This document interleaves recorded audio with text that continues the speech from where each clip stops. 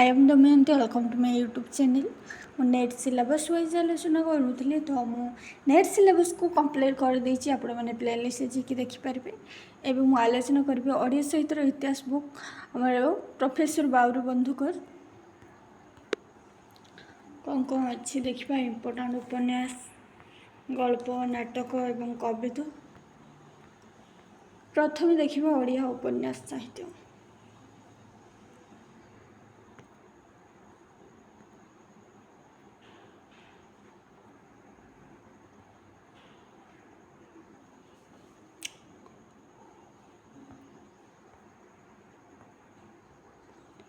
ओडिया उपन्यास औपन्यासिक उमेश चंद्र ओडिया साहित्यर उमेश चंद्र सरकार उपन्यास रचनार प्रथम मनोनिवेश करछंती।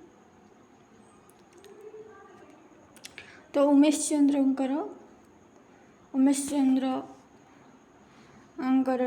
प्रथम उपन्यास हूँ सौदामिनी। सौदामिनी को प्रथम उपन्यास भावरे श्री गोकुलाचंद्र शतपथी स्वीकार करिसेंती। 1878 ରୁ 1880 मसीह सौदामिनी उपन्यासटी धारावाहिक भाव उत्कल मधुप पत्रिकार प्रकाशित होता। सौदामिनी को प्रथम ओडिया उपन्यास भावरे आलोचक गण ग्रहण करिपारे नाहंती।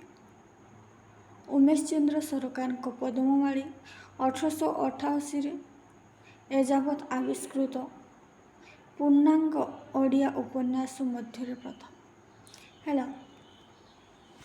पद्ममाली 1888। उमेश चंद्र पद्ममाली रचना बहुकाल पर मुकुर पत्रिकार धारावाहिक भाव केन्दुझर प्रजामेली विद्रोह पृष्ठभूमि उपरे उदासीनी नाम अन्य एक ऐतिहासिक उपन्यास रचना करथिले, किंतु पद्ममाली परी यह प्रभावशाली होई नथिला। नेक्स्ट औपन्यासिक रामचंद्र राय तांकर समय सीमा 1857 ରୁ 1931।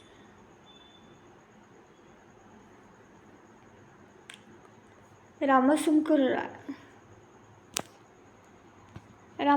राय उल्लेख करछन्ति कि मु उत्कल मधुप नाम मासिक पत्र बाहर कला बेले सौदामिनी नामक उपन्यास लिखुथिली। रामशंकर विवासिनी यथार्थ पूर्णांग उपन्यास ए उपन्यासटी प्रथमे धारावाहिक भाव उत्कल प्रभा पत्रिकार प्रकाश होता है। रामशंकर रायंकर विवासिनी उपन्यासटी उत्कल प्रभा पत्रिकार प्रकाश पाइथिला। 1970 मसीह नागपुर भंसार प्रतिनिधि रूपे शंभुजी गणेशों योगदान ओडिशार दुर्भिक्ष दाखल करते मन रखिए। रामशंकर रायंकर विवासिनी। नेक्स्ट औपन्यासिक फकीरमोहन सेनापति तांकर उपन्यास है छमाण 8 गुंठ लच्छमा मामू प्रायश्चित 4 गोटी उपन्यास श्रेष्ठ।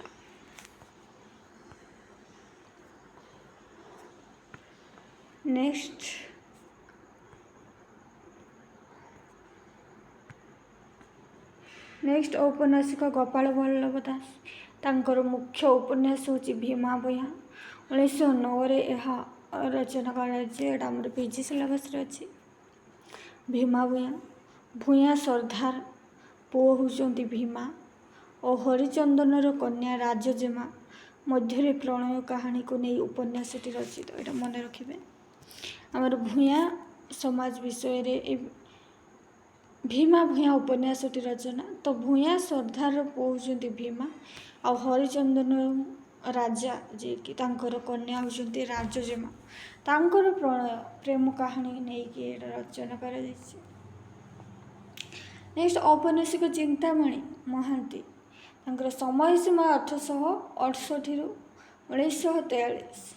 तांकर प्रकाशित उपन्यास गुड़िक हूँ रूपाचूड़ी जुगल मठ टंका गछ बुला फकीर शनि सप्ताह। औपन्यासिक चिंतामणि महांती उपन्यास गुड़िक हूँ रूपाचूड़ी, जुगल मठ, टंका गछ, बुला फकीर आउ शनि सप्ताह। नंदकिशोर और कनकलता। नंदकिशोर कनकलता 1875 ରୁ 1928। ଏହି ଉପନ୍ୟାସର 8 ପରିଚ୍ଛେଦ ଉତ୍କଳ ସାହିତ୍ୟ ପଲ୍ଲୀ ରୂପେ ସୁପରିଚିତ। ନନ୍ଦକିଶୋର କନକଲତା ନାମକ ଏକମାତ୍ର ଉପନ୍ୟାସର ରଚୟିତା ନନ୍ଦକିଶୋର। ଏହି ଉପନ୍ୟାସର 8 ପରିଚ୍ଛେଦ ଉତ୍କଳ ସାହିତ୍ୟର ସପ୍ତଦଶ ବର୍ଷ ପ୍ରଥମ ସଂଖ୍ୟାରୁ ଅଷ୍ଟମ ସଂଖ୍ୟା ମଧ୍ୟରେ ହୋଇଥିଲା ପ୍ରକାଶିତ। ପରେ 1925 ମସିହାରେ ପୂର୍ଣ୍ଣାଙ୍ଗ ଉପନ୍ୟାସଟି ପ୍ରକାଶ ପାଇଛି। ଯୌତୁକ ସମସ୍ୟା, ବିଧବାମାନଙ୍କର ସମସ୍ୟା ବିରୁଦ୍ଧରେ ନନ୍ଦକିଶୋର ଏହାକୁ ଲେଖିଛନ୍ତି। ହେଲା, କନକଲତା ଯୌତୁକ ବିରୋଧ। କନକଲତା ଉପନ୍ୟାସର ଶୈଳୀଗତ ସ୍ୱାତନ୍ତ୍ର୍ୟ ରହିଛି। ଅନେକ ସ୍ଥଳରେ ଢଗଢମାଳିର ପ୍ରୟୋଗ ଏଥିରେ ଦେଖିବାକୁ ମିଳେ, ଯଥା ବ୍ରାହ୍ମଣ ରଜା, ଖଣ୍ଟ ପରଜା, ବାଘ ନ ଦେଖିଲେ ବିରାଡ଼ି ଦେଖ ଇତ୍ୟାଦି। ନେକ୍ସଟ ବୈଷ୍ଣବ ଚରଣଙ୍କ ମନେ ମନେ ଇମ୍ପୋର୍ଟାଣ୍ଟ ଉପନ୍ୟାସ। ବୈଷ୍ଣବ ଚରଣଙ୍କ ମନେ ମନେ ଉପନ୍ୟାସ 1926ରେ ଏକ ଭିନ୍ନ ସ୍ୱାଦର ଉପନ୍ୟାସ। ମନେ ମନେ ନୀଳୁ ଓ ରଙ୍ଗୀ ଉଭୟକୁ ଭଲ ପାଉଥିଲେ। ମନେ ମନେରେ ହେଲା, ନୀଳୁ ଆଉ ରଙ୍ଗୀ ଉଭୟଙ୍କୁ ଭଲ ପାଉଥିଲେ ସୁଦ୍ଧା ପରିସ୍ଥିତିର ଚାପରେ ବିବାହ କରିପାରି ନାହାନ୍ତି, କିନ୍ତୁ ମାନସିକ ଭାବନାକୁ ଏମାନେ ଚାପି ରଖି ପାରି ନାହାନ୍ତି। ନେକ୍ସଟ ବାସନ୍ତୀ ଉପନ୍ୟାସ। ବୈଷ୍ଣବ ଚରଣଙ୍କ ବାସନ୍ତୀ ଉପନ୍ୟାସ ବଙ୍ଗଳା ସାହିତ୍ୟର ଏକାଧିକ ଲେଖକଙ୍କ ଦ୍ୱାରା ରଚିତ ବାରୟାରୀ ଉପନ୍ୟାସର ଅନୁକରଣରେ ବାସନ୍ତୀ ଉପନ୍ୟାସ ସୃଷ୍ଟି। ହେଲା, ବାରୟାରୀ ଉପନ୍ୟାସର ଅନୁକରଣରେ ବାସନ୍ତୀ ଉପନ୍ୟାସ ସୃଷ୍ଟି। ବାସନ୍ତୀ ଉପନ୍ୟାସ ସମ୍ପର୍କରେ ସାହିତ୍ୟ ସ୍ମୃତିଚାରଣ କରି ଅନନ୍ତ ଶଙ୍କର ରାୟ ଲେଖିଛନ୍ତି। 1924 ଗ୍ରୀଷ୍ମ ଅବକାଶର କାଳିନ୍ଦୀ ସହିତ ମୋର ବହୁ କଥାବାର୍ତ୍ତା ହେଲା। ଆମେ ସ୍ଥିର କଲୁ ଓଡ଼ିଆ ଭାଷାରେ ଗୋଟିଏ ବାରୟାରୀ ଉପନ୍ୟାସ ଲେଖିବୁ। ନେକ୍ସଟ ଔପନ୍ୟାସିକ ରାମଚନ୍ଦ୍ର ଆଚାର୍ଯ୍ୟ। ତାଙ୍କର ସମୟସୀମା 1896 ରୁ 1934। ରାମଚନ୍ଦ୍ର ଆଚାର୍ଯ୍ୟ ଐତିହାସିକ ଉପନ୍ୟାସ ରଚୟିତା ଭାବରେ ବିଶେଷ ପରିଚିତ। ସେ ବୀର ଓଡ଼ିଆ, କମଳ କୁମାରୀ, ପୀୟୁଷ ପ୍ରବାହ, ବୀରାଙ୍ଗନା ଉପନ୍ୟାସର ସ୍ରଷ୍ଟା।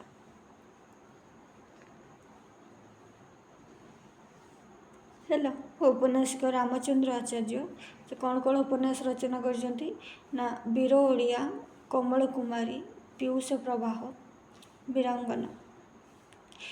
ବୀର ଓଡ଼ିଆରେ ବର୍ଣ୍ଣିତ ମୋଗଲ ରାଜତ୍ୱକାଳୀନ ନାଏବ ନାଜିବଙ୍କ ଅଧୀନରେ ଶାସିତ ଉତ୍କଳର ଇତିହାସ ବୀର ଓଡ଼ିଆରେ ବର୍ଣ୍ଣିତ। ତାଙ୍କର ପୀୟୁଷ ପ୍ରବାହ ବିଶ୍ୱପ୍ରସିଦ୍ଧ ଔପନ୍ୟାସିକ ଭିକ୍ଟର ହ୍ୟୁଗୋଙ୍କ ଲାମିଜର ରେବଲ ଛାୟାରେ ରଚିତ। ନେକ୍ସଟ ଔପନ୍ୟାସିକ ତାରିଣୀ ଚରଣ। ତାରିଣୀ ଚରଣ ସୂର୍ଯ୍ୟବଂଶୀ ରାଜା ପ୍ରତାପରୁଦ୍ରଙ୍କ ସମୟରେ ଏକ ଅଜ୍ଞାତ ଇତିହାସକୁ ଭିତ୍ତି କରି ଅନ୍ନପୂର୍ଣ୍ଣା 1934ରେ ରଚନା କଲେ। ହେଲା, ଔପନ୍ୟାସିକ ତାରିଣୀ ଚରଣ ସେ ରଚନା କ'ଣ କଲେ? ଅନ୍ନପୂର୍ଣ୍ଣା। ନେକ୍ସଟ ଔପନ୍ୟାସିକ ଗଦାବରୀଶ ମିଶ୍ର ଆଉ ଗଦାବରୀଶ ମହାପାତ୍ର। ଗଦାବରୀଶ ମିଶ୍ରଙ୍କ ଉପନ୍ୟାସ ହେଉଛି ଘଟାନ୍ତର, ଅଭାଗିନୀ 1817 ନିର୍ବାସିତ। ତାଙ୍କର ଅଭାଗିନୀ ଉପନ୍ୟାସଟି 1922 ମସିହାରେ, ଅନ୍ୟ ଉପନ୍ୟାସ ଗୁଡ଼ିକ 1940 ମସିହାରୁ 51 ମଧ୍ୟରେ।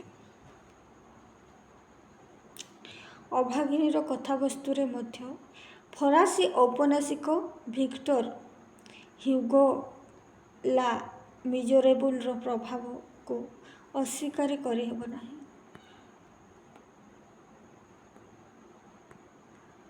ନେକ୍ସଟ, ଗଦାବରୀଶ ମହାପାତ୍ର ସର୍ବମୋଟ 6 ଗୋଟି ଉପନ୍ୟାସ ରଚନା କରିଛନ୍ତି। ମନେ ରଖିବେ, ଗଦାବରୀଶ ମହାପାତ୍ର ସର୍ବମୋଟ କେତୋଟି? 6 ଗୋଟି ଉପନ୍ୟାସ ରଚନା କରିଛନ୍ତି, ଯଥା ରାଜଦ୍ରୋହୀ, ରକ୍ତପାତ, ପ୍ରେମ ପଥେ, ବନ୍ଦୀର ମାୟା, ବୀର ଯୁବକ, ବିଦ୍ରୋହୀ। ଗଦାବରୀଶ ମହାପାତ୍ରଙ୍କର ଉପନ୍ୟାସ ଗୁଡ଼ିକ ହେଉଛି ରାଜଦ୍ରୋହୀ 1925, ରକ୍ତପାତ 1930, ପ୍ରେମ ପଥେ 1932, ବନ୍ଦୀର ମାୟା 1934, ବୀର ଯୁବକ 1936, ବିଦ୍ରୋହ 1938। ନେକ୍ସଟ, ଲକ୍ଷ୍ମୀକାନ୍ତ ମହାପାତ୍ରଙ୍କ କଣା ମାମୁଁ 1888ରୁ 1953। କଣା ମାମୁଁ ଏକ ଅବିସ୍ମରଣୀୟ ଉପନ୍ୟାସ। ଏଥିରେ କାହାରି ଦ୍ୱିଧା ନାହିଁ। କଣା ମାମୁଁର ଆଖି କଣା ନେଇ ବହୁ କଥା ରହିଛି। 1947 ମସିହା ସେପ୍ଟେମ୍ବର ଠାରୁ ଡଗରରେ ଧାରାବାହିକ ପ୍ରକାଶ ପାଇଥିଲା କଣା ମାମୁଁ ଉପନ୍ୟାସ। 1942 ବିଦ୍ରୋହର ନେତା କରି ଠିଆ କରିବାର ପରିକଳ୍ପନା କରିଥିଲେ, ମାତ୍ର ତାଙ୍କର ଏ ବାସନା ଚରିତାର୍ଥ ହୋଇଗଲା। ଲକ୍ଷ୍ମୀକାନ୍ତ ମହାପାତ୍ରଙ୍କର କଣା ମାମୁଁ ଉପନ୍ୟାସ। ନେକ୍ସଟ, ଔପନ୍ୟାସିକ ଗୋବିନ୍ଦ ତ୍ରିପାଠୀ। ଗୋବିନ୍ଦ ତ୍ରିପାଠୀଙ୍କର ଉପନ୍ୟାସ ହେଉଛି ସେ ପ୍ରମାଦ, ପତିତାର ଆତ୍ମକଥା, ମାୟାବୀ, ଗୋଇନ୍ଦା ଗଦାଧର, ଚତୁର ଗଦାଧର। ଗୋଇନ୍ଦା ଗଦାଧର ଓ ଚତୁର ଗଦାଧରକୁ ଡିଟେକ୍ଟିଭ ଉପନ୍ୟାସର ପର୍ଯ୍ୟାୟଭୁକ୍ତ କରାଯାଇଥାଏ। ପ୍ରମାଦ ଉପନ୍ୟାସଟି ତାଙ୍କର ଛାତ୍ରାବସ୍ଥାର ରଚନା। ନେକ୍ସଟ, କୁନ୍ତଳା କୁମାରୀଙ୍କ ଉପନ୍ୟାସ। ତାଙ୍କର ପ୍ରଥମ ଉପନ୍ୟାସ ହେଉଛି ଭ୍ରାନ୍ତି, 1923 ମସିହାରେ ପ୍ରକାଶିତ। କୁନ୍ତଳା କୁମାରୀଙ୍କର ପ୍ରଥମ ଉପନ୍ୟାସ ହେଉଛି ଭ୍ରାନ୍ତି। ପରେ ନଅତୁଣ୍ଡି, ରଘୁଅରକ୍ଷିତ, କାଳୀବୋହୂ, ପରଶମଣି, ଚିତ୍ରପଟ ଅସମ୍ପୂର୍ଣ୍ଣ ପ୍ରକାଶିତ ହୁଏ। କୁନ୍ତଳା କୁମାରୀଙ୍କ ପ୍ରଥମ ଉପନ୍ୟାସ ହେଉଛି ଭ୍ରାନ୍ତି,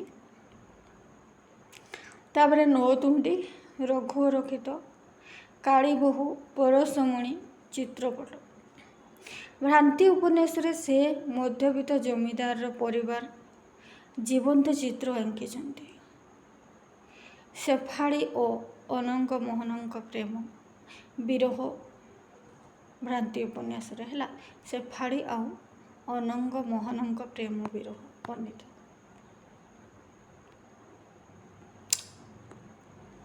ଔପନ୍ୟାସିକ ଉପେନ୍ଦ୍ର କିଶୋରଙ୍କ ମଲାଜହ୍ନ।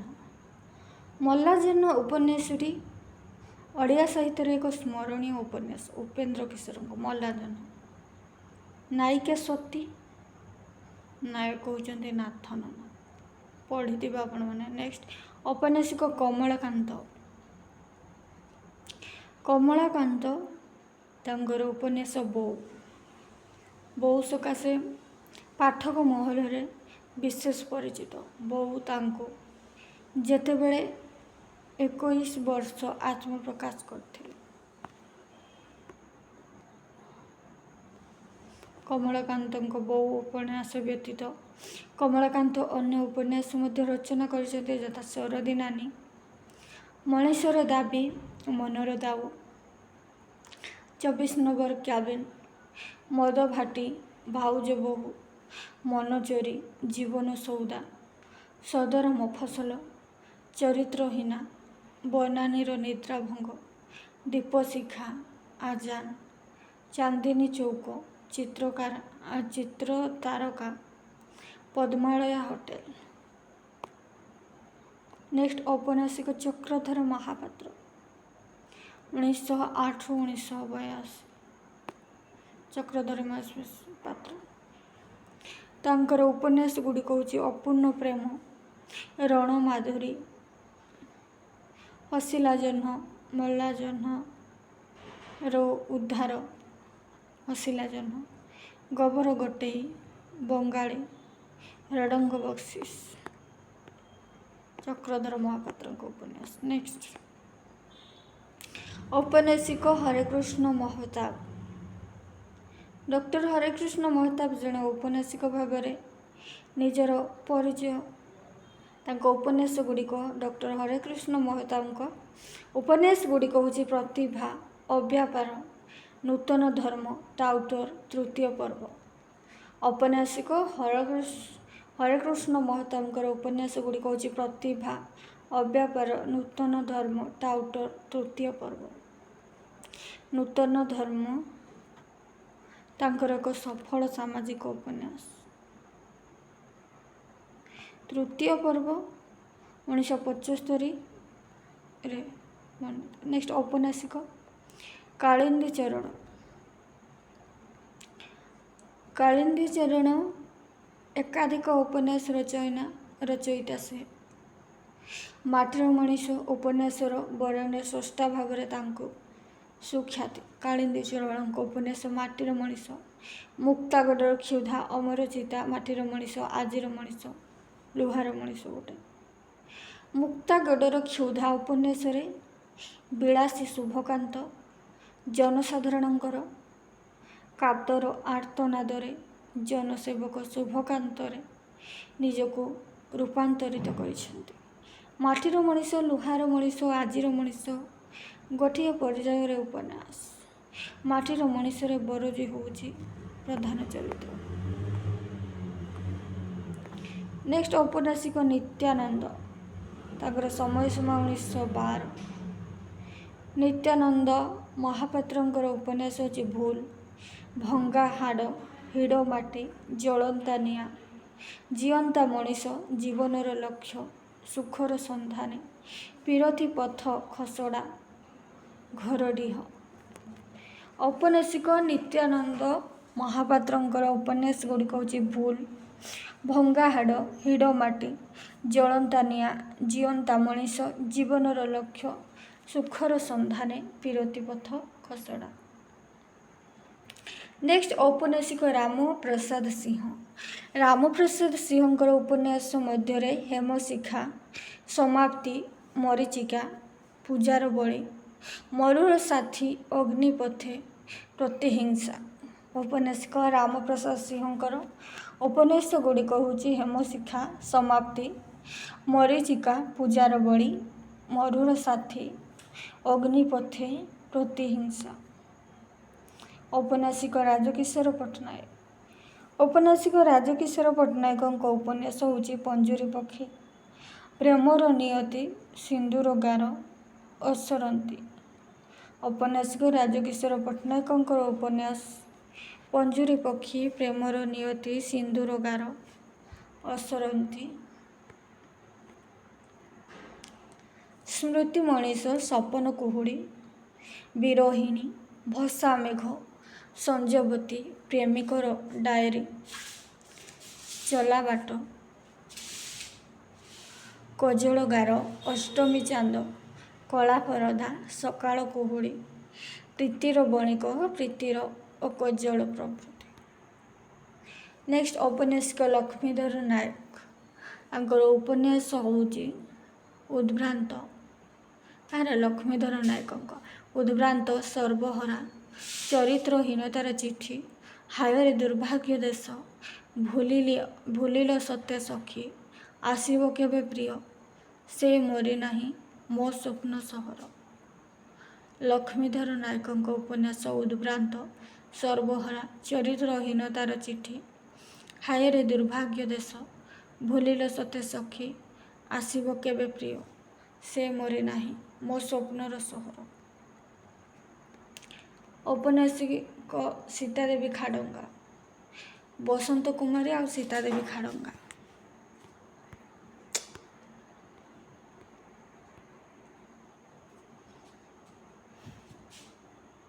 ତାଙ୍କ ଉପନ୍ୟାସ ହେଉଛି ଚୋରାବାଲି ହେଉଛି ଅମଡ଼ା ବାଟର ପରବର୍ତ୍ତୀ ପର୍ଯ୍ୟାୟ। ଅମଡ଼ା ବାଟ ଓ ଚୋରାବାଲି ଉପନ୍ୟାସରେ ଔପନ୍ୟାସିକ କାହ୍ନୁଚରଣ ମହାନ୍ତି। କାହ୍ନୁଚରଣ ମହାନ୍ତିଙ୍କ ଉପନ୍ୟାସ ପଳାତକ, ବାଲିରାଜା, ଔପନ୍ୟାସିକ କାହ୍ନୁଚରଣ ମହାନ୍ତିଙ୍କ ଅନ୍ୟ ଉପନ୍ୟାସ ଉତ୍ସବ ବେସନେ, ଅରୁଣା, ପଳାତକ, ନିଷ୍ପତ୍ତି, ସ୍ୱପ୍ନ ନା ସତ୍ୟ, ଦୁନିଆର ଦାଉ, ହା ଅନ୍ନ, ଓଲଟ ପାଲଟ, ପରକ୍ରିୟା, ପରିଚୟ, ଉଦଣ୍ଡି, ଅଦେଖା ହାତ, ପ୍ରତୀକ୍ଷା, ଭଲ ପାଇବାର ଶେଷ କଥା, ତୁଣ୍ଡ ବାଇଦ, ଏପାରେ ସେପାରେ, ଶାସ୍ତି, ବନ ଗହନର ତଳେ, ଅନ୍ତରାୟ, ଅଭିନେତ୍ରୀ, ଭୁଲି ହୁଏନା, ଝଞ୍ଜା, ମିଳନର ଛନ୍ଦ, ସର୍ବରୀ, କା ପାଇଁ ସେ ଏଇଟା ପ୍ରସିଦ୍ଧ ଉପନ୍ୟାସ ମନେ ରଖିବେ, ବଜ୍ରବାହୁ, ଢେଉ ଢେଉକା, ଇତିହ, ବଗ ବଗୁଲି, ତମ ସାଥିରେ ମୁଁ ମନ୍ତ୍ରୀ ଜଣେ, ସ୍ୱପ୍ନା, ଛୁଟିଲେ ଘଟ, ତରଙ୍ଗ ତଳେ, ମନ ଜାଣେ ପାପ, ମନ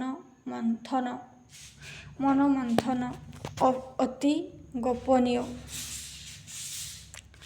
ଅଙ୍ଗନା, ମମତାର ମାୟା, କହିବାକୁ ଲାଜ, କ୍ଷଣ କ୍ଷଣକେ ଆନ, ଆଜି ନୁହେଁ ଆଉ ଦିନେ, ମାୟାବର୍ତ୍ତ, ସତ୍ୟବାଦୀ, କ୍ଷଣିକା, ଅପା, ନାମଟି ତାର ଚମ୍ପା, ତାରକା, ତାପସୀ, ଲଲାଟ ଲିଖନ, ମେଲାଣି ମାଗୁଣି।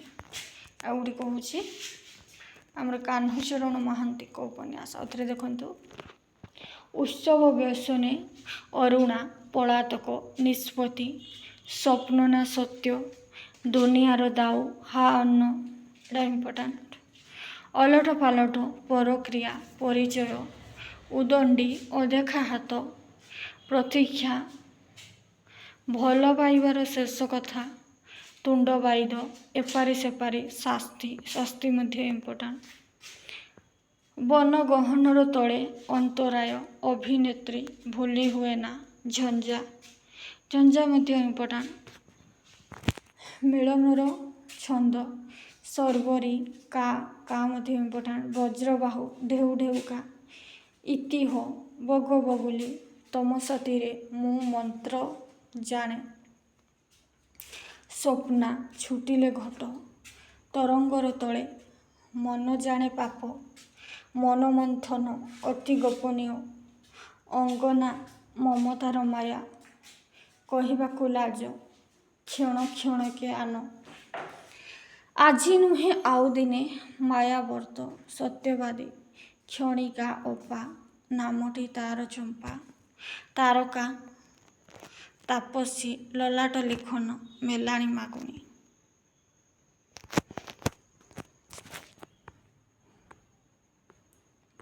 ଔପନ୍ୟାସିକ ଗୋପୀନାଥ ମହାନ୍ତି। ଗୋପୀନାଥ ମହାନ୍ତିଙ୍କ ଉପନ୍ୟାସ ଗୁଡ଼ିକ ହେଉଛି ମନ ଗହୀରର ଚାଷ, ଦାଦି ବୁଢ଼ା, ପରଜା, ହରିଜନ, ଅମୃତର ସନ୍ତାନ, ଶରତ ବାବୁଙ୍କ ଗଳି, ରାହୁର ଛାୟା, ଦୁଇ ପତ୍ର, ସପନ ମାଟି, ଦାନା ପାଣି, ଶିବ ଭାଇ, ଅପହଞ୍ଚ, ଲୟ ବିଲୟ, ତନ୍ତ୍ରିକାର, ମାଟି ମୋଟାଳ, ପାହାନ୍ତା, ଆକାଶ ସୁନ୍ଦରୀ, ଅନଳ ନଳ, ଦିଗ ଦୋହୁଡ଼ି। ହେଲା, ଗୋପୀନାଥ ମହାନ୍ତିଙ୍କ ଉପନ୍ୟାସ ଗୁଡ଼ିକ ମନ ଗହୀରର ଚାଷ, ଦାଦି ବୁଢ଼ା, ପରଜା, ହରିଜନ, ଅମୃତ ସନ୍ତାନ, ଶରତ ବାବୁଙ୍କ ଗଳି, ରାହୁର ଛାୟା, ଦୁଇ ପତ୍ର, ସପନ ମାଟି, ଦାନା ପାଣି, ଶିବ ଭାଇ, ଅପହଞ୍ଚ, ଲୟ ବିଲୟ, ତାନ୍ତ୍ରିକାର, ମାଟି ମୋଟାଳ, ପାହାନ୍ତା, ଆକାଶ ସୁନ୍ଦରୀ, ଅନଳ ନଳ, ଦିଗ ଦୋହୁଡ଼ି। ଔପନ୍ୟାସିକ ଗୋପୀନାଥ ମହାନ୍ତିଙ୍କ ସରିଲା। ଔପନ୍ୟାସିକ ସୁରେନ୍ଦ୍ର ମହାନ୍ତି ଉପନ୍ୟାସ କଲେଜ ବହି, ପ୍ରଥମ ଉପନ୍ୟାସ ସୁରେନ୍ଦ୍ର ମହାନ୍ତିଙ୍କର ପ୍ରଥମ ଉପନ୍ୟାସ କଲେଜ ବହି।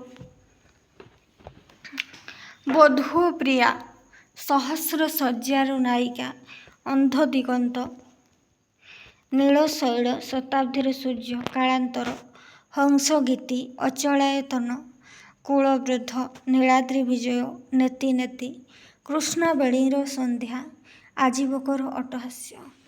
ସୁରେନ୍ଦ୍ର ମହାନ୍ତିଙ୍କ ଉପନ୍ୟାସ ଆଉଥରେ ଦେଖିବା। ପ୍ରଥମ ଉପନ୍ୟାସ କଲେଜ ବହି। ନେକ୍ସଟ ବଧୂ ଓ ପ୍ରିୟା, ସହସ୍ର ଶଯ୍ୟାର ନାୟିକା, ଅନ୍ଧ ଦିଗନ୍ତ, ନୀଳ ଶୈଳ, ଶତାବ୍ଦୀର ସୂର୍ଯ୍ୟ, କାଳାନ୍ତର, ହଂସ ଗୀତି, ଅଚଳାୟତନ, କୂଳବୃଦ୍ଧ, ନୀଳାଦ୍ରି ବିଜୟ, ନେତି ନେତି, କୃଷ୍ଣବେଣୀର ସନ୍ଧ୍ୟା, ଆଜୀବକର ଅଟ୍ଟହାସ୍ୟ।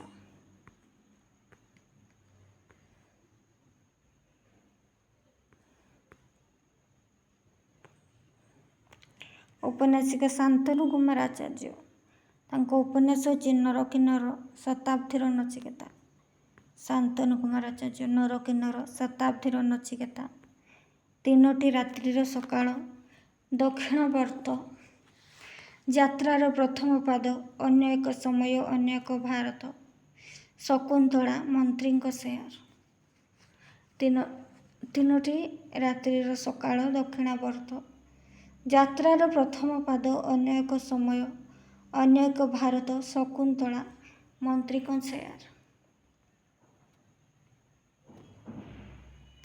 ଉପନ୍ୟାସିକ ମହାପାତ୍ର ନୀଳମଣି ସାହୁ।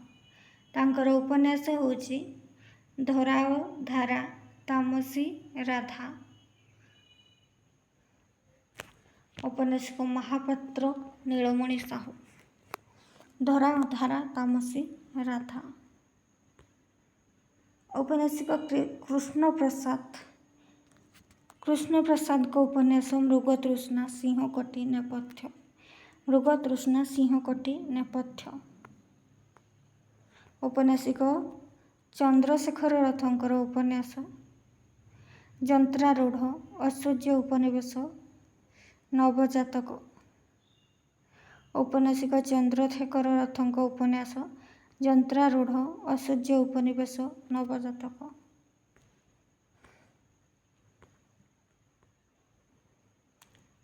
ଡକ୍ଟର ନୃସିଂହଚରଣ ପଣ୍ଡାଙ୍କ ଉପନ୍ୟାସ ମେଷପାଳକ, ଦଗ୍ଧ ଗୋଲାପର ଚିରବସନ୍ତ, ସପ୍ତସିନ୍ଧୁ, ଚଣ୍ଡାଶୋକ, ଧର୍ମାଶୋକ, ମେଷପାଳକ। ଡକ୍ଟର ନୃସିଂହଚରଣ ପଣ୍ଡାଙ୍କ ଉପନ୍ୟାସ ମେଷପାଳକ, ଦଗ୍ଧ ଗୋଲାପର ଚିରବସନ୍ତ, ସପ୍ତସିନ୍ଧୁ, ଚଣ୍ଡାଶୋକ, ଧର୍ମାଶୋକ, ମେଷପାଳକ। ଉପନ୍ୟାସିକ ବିଭୂତି ପଟ୍ଟନାୟକ। ବିଭୂତି ପଟ୍ଟନାୟକଙ୍କ ଉପନ୍ୟାସ ଗୁଡ଼ିକ ହେଉଛି ଶେଷ ବସନ୍ତ, ଭିଟାମାଟି, ପ୍ରେମ ଓ ପୃଥିବୀ, ପ୍ରଥମ ସକାଳ, ଟୋପାଏ ସିନ୍ଦୁର, ଦିଟୋପା ଶଙ୍ଖା, ନାୟିକାର ନାମ ଶ୍ରାବଣୀ, କେଶବତୀ କନ୍ୟା, ସୁଲତାନ, ଦଗ୍ଧ ଫୁଲବନ, ବଧୂ ନିରୁପମା, ବିଦାୟ ବେଳା, ଗାରେ କୋଜଳ ଧାରେ ଲୁହ, ଏଇ ଗାଁ ଏଇ ମାଟି, ଚହଲା ପାଣିର ଢେଉ, ଦିନ ଯାଏ ଚିହ୍ନ ରହେ, ଉଜାଣି ଯମୁନା, ପରପୁରୁଷ, ପ୍ରିୟ ବାନ୍ଧବୀ, ଚପଳ ଛନ୍ଦା, ଛାୟାଚନ୍ଦ୍ରିକା, ଅନ୍ଧକାରର ସିଡ଼ି, ମଧ୍ୟାହ୍ନର ଦିବାରାତ୍ରି, ଗ୍ରହଣ, ରଙ୍ଗନଟୀ, ଅନେକ ତାରାର ରାତ୍ରି, ନିଃସଙ୍ଗ ନକ୍ଷତ୍ର, ନିଃସଙ୍ଗ ବିହଙ୍ଗ, ନଦୀନାରୀ ନକ୍ଷତ୍ର, ଏଇ ମନ ବୃନ୍ଦାବନ, ସ୍ନାୟୁର ସହରରେ ଶାନ୍ତି ଭଙ୍ଗ, ଓଦା ମାଟିର ସ୍ୱର୍ଗ, ମନ ଭଲ ନାହିଁ, ପାପ ପୁଣ୍ୟ, ଶେଷ ଅଭିନୟ, ଏକାନ୍ତ ଆଦିମ, ସୁଡ଼ଙ୍ଗ, ଶେଷରେ ସୂର୍ଯ୍ୟୋଦୟ, ବନ୍ଦୀର ଯାଯାବର। ସାତକଡ଼ି ହତା। ସାତକଡ଼ି ହତାଙ୍କ ଉପନ୍ୟାସ ମଧୁଛନ୍ଦା, ବ୍ୟାକୁଳ ହୃଦୟ, ସ୍ୱପ୍ନ ଶିଉଳି, ଅନେକ ଦିଗନ୍ତ, ଅଶାନ୍ତ ଅରଣ୍ୟ, ଶତାବ୍ଦୀର ଶୋଷ, ପ୍ରଥମ ଅଧ୍ୟାୟ, ଭଙ୍ଗା କାଚ, ରାଜଧାନୀର ରଙ୍ଗ, ସେଜ ଉଇଁଲେ ସ୍ୱପ୍ନ।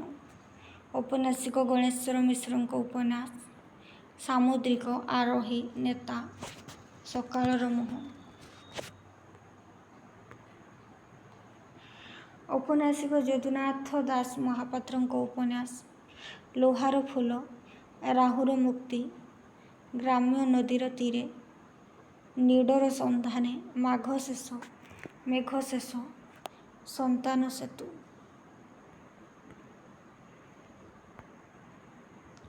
ଔପନ୍ୟାସିକ ଗୋବିନ୍ଦ ଦାସଙ୍କ ଉପନ୍ୟାସ ଅମାବାସ୍ୟାର ଚନ୍ଦ୍ର, ଭଗ୍ନାଂଶ, ସୂର୍ଯ୍ୟାସ୍ତ, ଲାଶୁ।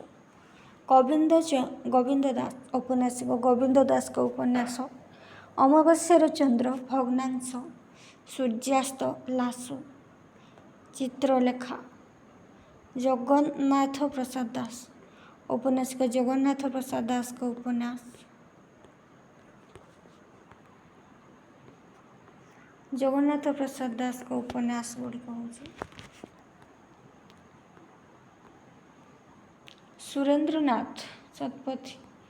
ସୁରେନ୍ଦ୍ରନାଥ ଶତପଥୀଙ୍କ ଉପନ୍ୟାସ ଜାନକୀ, ରାବଣ, ଶର୍ମିଷ୍ଠା, କର୍ଣ୍ଣ, ଯଜନଗନ୍ଧା, କୁନ୍ତୀ, କୃଷ୍ଣା।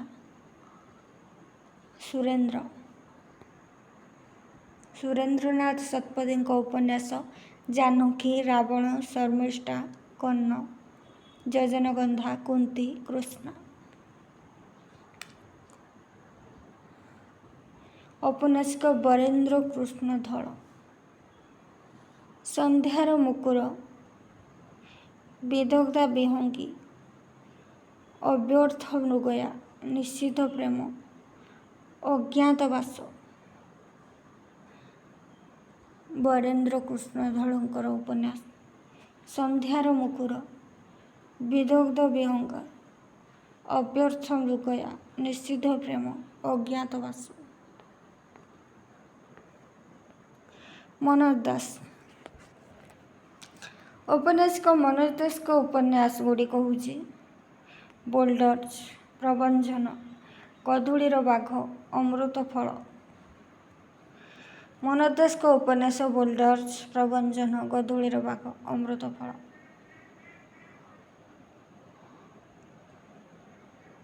ନେକ୍ସଟ ଔପନ୍ୟାସିକ ବିୟୋତକେଶୁ ତ୍ରିପାଠୀଙ୍କ ଉପନ୍ୟାସ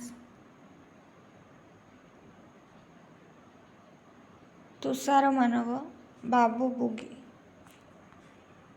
ଦାଶରଥୀ ନନ୍ଦ ଔପନ୍ୟାସିକ ଦାଶରଥୀ ନନ୍ଦଙ୍କ ଉପନ୍ୟାସ ଦାଶରଥୀ ନନ୍ଦଙ୍କ ଉପନ୍ୟାସ ଶହୀଦ ଲକ୍ଷ୍ମଣ ନାୟକ, କାହାଣୀ ଇନ୍ଦ୍ରାବତୀର, ଗଢ଼ିବାର ସ୍ୱପ୍ନ, ଦଣ୍ଡଧାରୀ, କ୍ରୀଡ଼ନକ। ଡକ୍ଟର ରାଧାନାଥ ରଥଙ୍କ ଉପନ୍ୟାସ ଭଲ ପାଇବାର ଆଦି କଥା, ସାଗର ସେପାରେ, ଶେଷ କଥା, ପାଇ ନ ପାଇବାର ସ୍ୱପ୍ନ, ଭବିଷ୍ୟହୀନ ସମ୍ପର୍କ, ମନ ଅରଣ୍ୟର ସ୍ୱର, ହଜିଲା ହଜିଲା ଛାଇ, ଅକୁହା କଥା, ସ୍ୱପ୍ନରେ ରାଜଯୋଗ, ଯାଯାବର, ନୀଳ ଝରଣାର ତୀରେ, ଚମ୍ପା କଳିକା, ତୁମ ବିନା, ମେଘ ମଲ୍ହାର, ପାଳିତା କନ୍ୟା, ନଗରବଧୂ, ସାଗରିକା, ଉଆଁସୀ କନ୍ୟା, ଶେଷ ପୁରୁଷ, ଅନିର୍ଦ୍ଦିଷ୍ଟ ଦିଗନ୍ତ, ଅଭିନେତ୍ରୀ।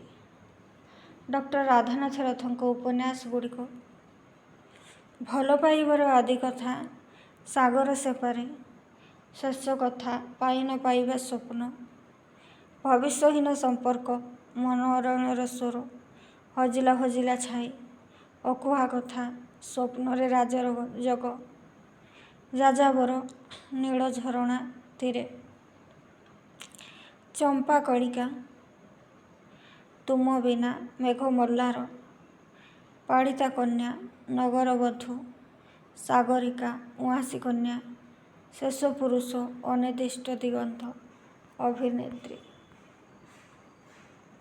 ନେକ୍ସଟ ଔପନ୍ୟାସିକ ମନ୍ମଥନାଥ ଦାସଙ୍କ ଉପନ୍ୟାସ ଅସ୍ତରାଗ, ହେ ବିଧାତା, ହେ ବସୁଧା, ଅସ୍ପଷ୍ଟ ଆଖ୍ୟାନ। ଔପନ୍ୟାସିକ ଦୀନନାଥ ପାଠୀଙ୍କ ଉପନ୍ୟାସ ଚିତ୍ରୋପନ୍ୟାସ ସାୟନରା,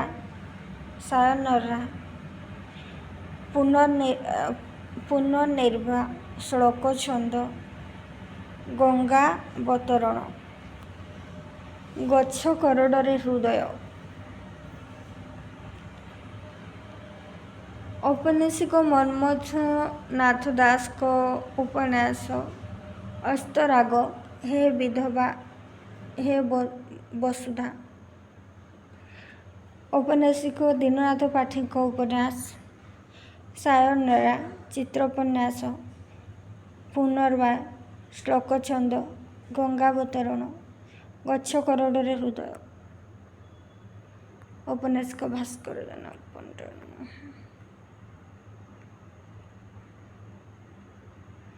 ଋଷିକେଶ ପଣ୍ଡା ଆମର ଔପନ୍ୟାସିକ ଗଣେଶ୍ୱର ମିଶ୍ରଙ୍କ ଉପନ୍ୟାସ ସାମୁଦ୍ରିକ ନେତା ଆରୋହୀ ସକାଳର ମୁହଁ।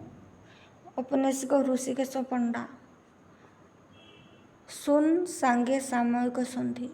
ଋଷିକେଶ ପଣ୍ଡାଙ୍କ ଉପନ୍ୟାସ ଶୂନ ସଙ୍ଗେ ସାମୟିକ ସନ୍ଧି ହରିଣ ପିଠିରେ ଅଜଣା ସୂର୍ଯ୍ୟାସ୍ତ ସୁନାପୁଟର ଲୋକେ ସୁବର୍ଣ୍ଣଦୀପ ହାସ ଓ ଇତିହାସ ସ୍ମୃତି ଦସ୍ୟୁ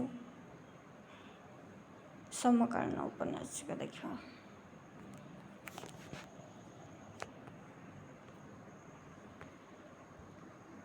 ସରିଲେ ଏବେ ଦେଖିବା ଓଡ଼ିଆ ନାଟ୍ୟ ସାହିତ୍ୟ। ଔପନ୍ୟାସିକ ଦେଖିଲେ ଏବେ ଦେଖିବା ଓଡ଼ିଆ ନାଟ୍ୟକାର। ପ୍ରଥମେ ଆସୁଛନ୍ତି ନାଟ୍ୟକାର ରାମଶଙ୍କରଙ୍କ ଠାରୁ ଅଶ୍ୱିନୀ କୁମାର ପର୍ଯ୍ୟନ୍ତ।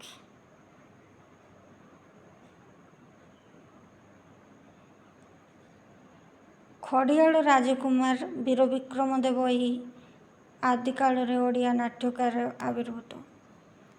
ବୀର ବିକ୍ରମ ଦେବଙ୍କର ନାଟକ ଗୁଡ଼ିକ ହେଉଛି ଅମ୍ବିକା ଦେବୀ କୁସୁମ ସୁନ୍ଦରୀ ଶୈଳବାଳା ବୁଦ୍ଧ ବିବାହ ଭାତୃସ୍ନେହ ହରିଶ୍ଚନ୍ଦ୍ର ଉତ୍କଳ ଦୁର୍ଦ୍ଦଶା।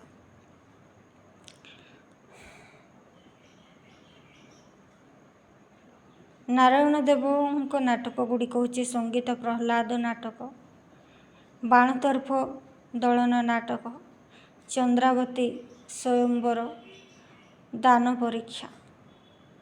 ନାରାୟଣ ଦେବଙ୍କ ନାଟକ ଗୁଡ଼ିକ ହେଉଛି ସଙ୍ଗୀତ ପ୍ରହ୍ଲାଦ ନାଟକ ବାଣୀତର୍ଫ ଦଳନ ନାଟକ ଚନ୍ଦ୍ରାବତୀ ସ୍ୱୟଂବର ଦାନ ପରୀକ୍ଷା। ନାଟ୍ୟକାର କାମପାଳ ମିଶ୍ରଙ୍କ ନାଟକ ଗୁଡ଼ିକ ହେଉଛି ସୀତା ବିବାହ ହରିଶ୍ଚନ୍ଦ୍ର ବସନ୍ତ ଲତିକା ଦୁର୍ଗା ଶବରୀ। ନାଟ୍ୟକାର କାମପାଳ ମିଶ୍ରଙ୍କ ନାଟକ ସୀତା ବିବାହ ହରିଶ୍ଚନ୍ଦ୍ର ବସନ୍ତ ଲତିକା ଦୁର୍ଗା ଶବରୀ।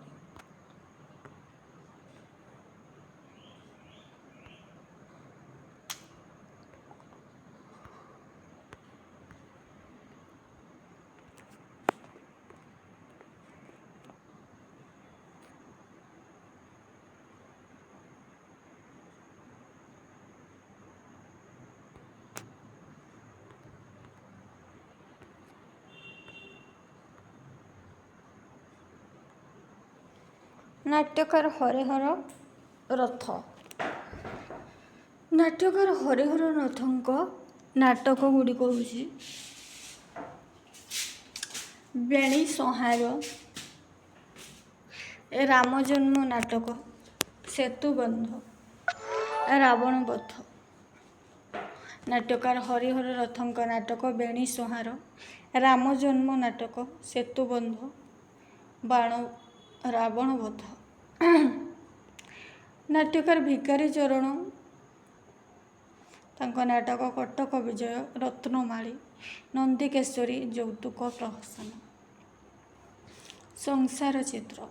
ନାଟ୍ୟକାର ଭିକାରୀ ଚରଣଙ୍କ ନାଟକ ଗୁଡ଼ିକ ହେଉଛି କଟକ ବିଜୟ ରତ୍ନମାଳୀ ନନ୍ଦିକେଶ୍ୱରୀ ଯୌତୁକ ପ୍ରହସନ ସଂସାର। ପାଞ୍ଚାଳୀ ପାଟହରଣ ପାଣ୍ଡବ ବନବାସ। ନାଟ୍ୟକାର ଗଦାବରୀଶଙ୍କର ପୁରୁଷୋତ୍ତମ ଦେବ ମୁକୁନ୍ଦ ଦେବ। ନାଟ୍ୟକାର ଗଦାବରୀଶଙ୍କ ନାଟକ ପୁରୁଷୋତ୍ତମ ଦେବ ମୁକୁନ୍ଦ ଦେବ। ଅଶ୍ୱିନୀ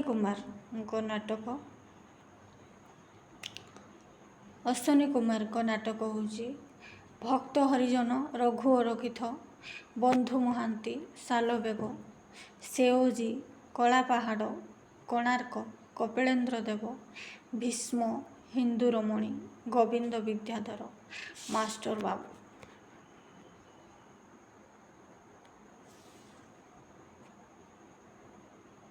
ଆହୁରି ହେଲା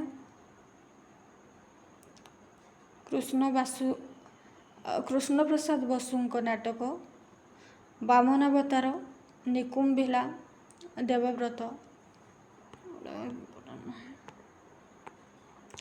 ନାଟ୍ୟକାର କବିଚନ୍ଦ୍ର କାଳୀଚରଣ ପଟ୍ଟନାୟକ। କବିଚନ୍ଦ୍ର କାଳୀଚରଣ ପଟ୍ଟନାୟକଙ୍କ ନାଟକ ଗାର୍ଲସ ସ୍କୁଲ, ଜୟଦେବ, ରକ୍ତମାଟି, ଅଭିଯାନ, ଚୁମ୍ବନ, ରକ୍ତମନ୍ଦାର, ଭାତ, ଚକ୍ରୀ, ସାରଳା ଦାସ, ଅତିବଡ଼ି ଜଗନ୍ନାଥ ଦାସ।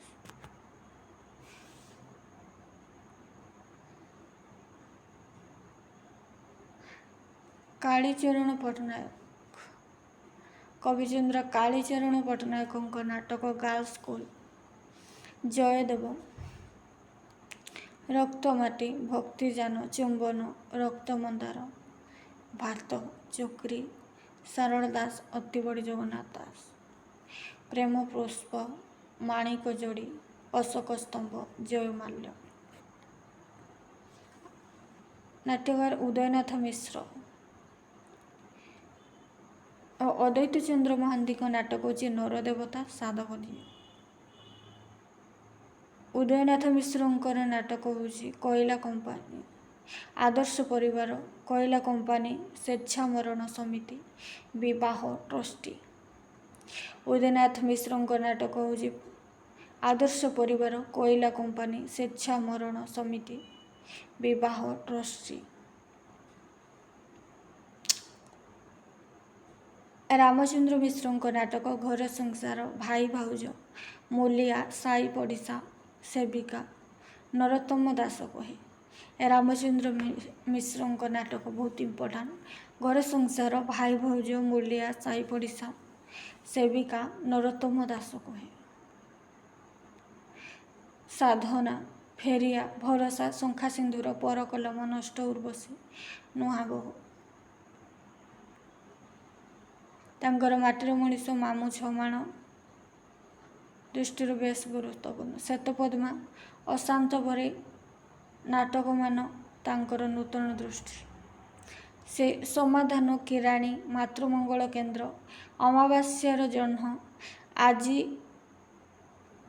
ଆଜାଦି, ମଣିକାଞ୍ଚନ, ରାମ ରହିମ, ଘର ବାହୁଡ଼ା, ଭାରତ ଆବିଷ୍କାର ପ୍ରଭୃତି ନାଟକର ସ୍ୱାଧୀନମନ୍ୟ ନାଟ୍ୟକାର। ନେକ୍ସଟ ମନୋରଞ୍ଜନ ଦାସଙ୍କ ପାରମ୍ପରିକ ନାଟ୍ୟ ଶୈଳୀରୁ ନିଜକୁ ଦେ। ମନୋରଞ୍ଜନ ଦାସଙ୍କ ନାଟକ ଗୁଡ଼ିକ ହେଉଛି ବକ୍ସି ଜଗବନ୍ଧୁ, ଅଗଷ୍ଟ 9, କବି ସମ୍ରାଟ ଉପେନ୍ଦ୍ର ଭଞ୍ଜ। ମନୋରଞ୍ଜନ ଦାସଙ୍କ ନାଟକ ଗୁଡ଼ିକ ହେଉଛି ବକ୍ସି ଜଗବନ୍ଧୁ, ଅଗଷ୍ଟ 9, କବି ସମ୍ରାଟ ଉପେନ୍ଦ୍ର ଭଞ୍ଜ। ଆଗାମୀ, ଅବରୋଧ, ଅରଣ୍ୟ ଫସଲ, କାଠଗଢ଼ା, ବନହଂସୀ, ଅମୃତସ୍ୟ ପୁତ୍ର। ମନୋରଞ୍ଜନ ଦାସଙ୍କ ନାଟକ ଗୁଡ଼ିକ ହେଉଛି ବକ୍ସି ଜଗବନ୍ଧୁ, ଅଗଷ୍ଟ 9, କବି ସମ୍ରାଟ ଉପେନ୍ଦ୍ର ଭଞ୍ଜ। ଆଗାମୀ, ଅବରୋଧ, ଅରଣ୍ୟ ଫସଲ, କାଠଗଢ଼ା, ବନହଂସୀ, ଅମୃତସ୍ୟ ପୁତ୍ର। ନାଟ୍ୟକାର ବ୍ୟୋମକେଶ ତ୍ରିପାଠୀଙ୍କ ନାଟକ ଗୁଡ଼ିକ ହେଉଛି କଂସା କବାଟ, 1, 2, 3, ରାଜମୁକୁଟ, ସିଂହଦ୍ୱାର, ଜାଗରଣ, ତଳାକନିଆ। ନାଟ୍ୟକାର ବ୍ୟୋମକେଶ ତ୍ରିପାଠୀଙ୍କ ନାଟକ ହେଉଛି କଂସା କବାଟ, 1, 2, 3, ରାଜମୁକୁଟ, ସିଂହଦ୍ୱାର, ଜାଗରଣ, ତଳାକନିଆ। ନାଟ୍ୟକାର ଅନ୍ନଦା ଶଙ୍କର ଦାସଙ୍କ ନାଟକ ସମାଧି, ଯୌତୁକ, ଚନ୍ଦ୍ରଭାନୁ, ଲୁହା ଶିକୁଳି, କପଟ ପାସା, ଚକାଭଉଁରୀ, ମଣିକାଞ୍ଚନ, ପେଟ ପାଟଣା, ଫୁଲଶଯ୍ୟା। ନାଟ୍ୟକାର ଅନ୍ନଦା ଶଙ୍କର ଦାସଙ୍କ ନାଟକ ସମାଧାନ, ଯୌତୁକ, ଚନ୍ଦ୍ରଭାନୁ, ଲୁହା ଶିକୁଳି, କପଟ ପାସା, ଚକାଭଉଁରୀ, ମଣିକାଞ୍ଚନ, ପେଟ ପାଟଣା, ଫୁଲଶଯ୍ୟା। ନାଟ୍ୟକାର ଭୁବନେଶ୍ୱର ମହାପାତ୍ର।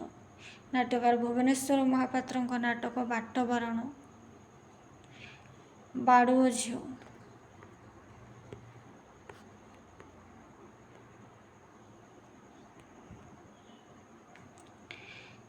ମନ ଦେଉଳ, ବାଧାବନ୍ଧନ, ଘର ଘରଣୀ। ସୁରେନ ମହାନ୍ତିଙ୍କ ନାଟକ ବେଗମ କୋଠି, ବଜ୍ର କବାଟ। ସଞ୍ଜ ସକାଳ, କବି ଗୋପାଳକୃଷ୍ଣଙ୍କ ନାଟକ ରକ୍ତ ଲହରୀ। ରଘୁନାଥ ମିଶ୍ରଙ୍କ ନାଟକ ରକ୍ତ ଲହରୀ। ହତଭାଗିନୀ, ସେ ଜନତାର ପ୍ରତିନିଧି। ଝରା ବଣମଲ୍ଲୀ, ନୂତନ ଦିଗନ୍ତ। ଶାରଦା ପ୍ରସନ୍ନ ନାୟକ। ନାଟ୍ୟକାର ଶାରଦା ପ୍ରସନ୍ନ ନାୟକଙ୍କ ନାଟକ ସୁନାମାଟି, ପ୍ରତିଶୋଧ, ପଲ୍ଲୀ ଲକ୍ଷ୍ମୀ। ନୀଳକଣ୍ଠ ମିଶ୍ରଙ୍କର ଶପଥ। ଖଇକଉଡ଼ି, ନାରାୟଣ ଶତପଥୀଙ୍କ ଫଲ୍ଗୁର ବନ୍ୟା, ପାହାନ୍ତି ତାରା, ଜଳତରଙ୍ଗ। ରଜତ କୁମାରଙ୍କର କବି ସମ୍ରାଟ, ସଳିତା, ଅନ୍ଧପୁଟୁଳି।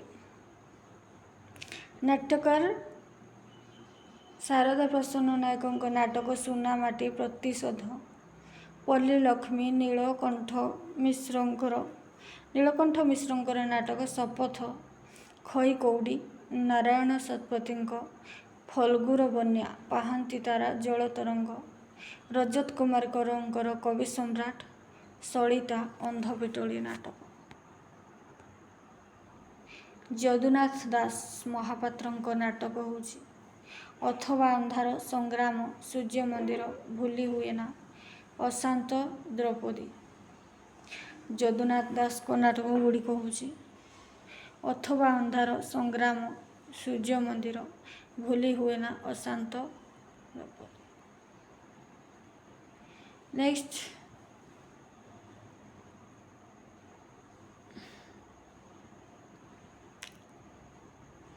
ବିଶ୍ୱଜିତ ଦାସଙ୍କ ନାଟକ ଗୁଡ଼ିକ ନାଲି ପାନ ରାଣୀ, କଳା ପାନ ଟିକା, ନିଶି ପଦ୍ମ, ଆମେ ପ୍ରତିନିଧିଙ୍କ ଠାରୁ, ମୃଗୟା, ପ୍ରତାପଗଡ଼ରେ 2 ଦିନ, ଶୁଣ ସୃଜନୀ।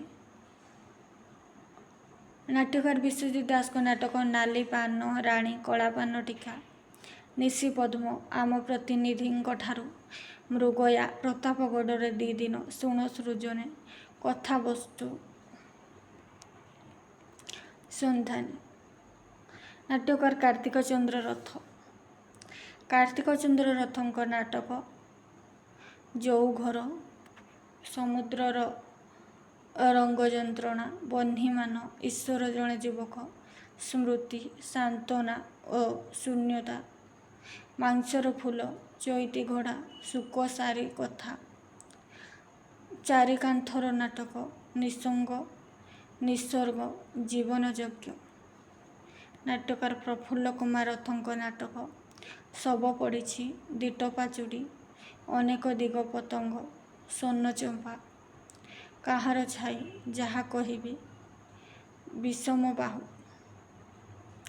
ନାଟ୍ୟକାର ପ୍ରଫୁଲ୍ଲ କୁମାର ରଥଙ୍କର ନାଟକ ଶବ ପଡ଼ିଛି, ଦୀପ ଚୁଡ଼ି, ଅନେକ ବିଦଗ୍ଧ ତରଙ୍ଗ, ସ୍ୱର୍ଣ୍ଣଚମ୍ପା, କାହାର ଛାଇ, ଯାହା କହିବି, ବିଷମ ବାହୁ।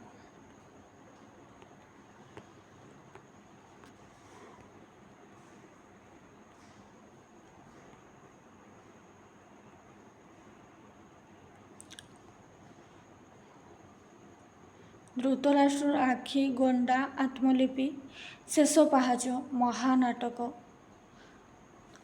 ପକ୍କା କମ୍ବଳ, ପତଛଡ଼ା, ଉଡ଼ନ୍ତା ପାହାଡ଼ର ଦରଜା, ଜଣେ ମହାପୁରୁଷଙ୍କ ଜନ୍ମ ମୃତ୍ୟୁ ସମ୍ପର୍କରେ, ତିମିର ତୃଷ୍ଣା, ମୁଁ ଆମ୍ଭେ ଆମ୍ଭେମାନେ।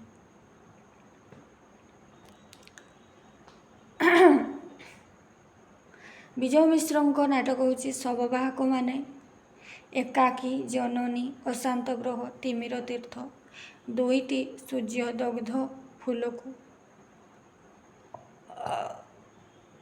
ଶବବାହକମାନେ ଓଡ଼ିଆ ନାଟ୍ୟ ସାହିତ୍ୟରେ କ୍ରାନ୍ତିକାରୀ ପ୍ରଦୀପ।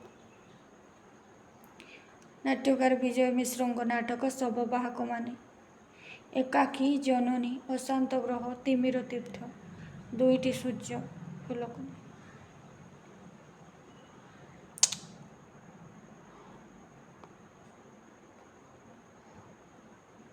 ମୋର ନାଟ୍ୟକାର ହରିହର ମିଶ୍ରଙ୍କର ନାଟକ ନନ୍ଦିତ ଗଜପତି।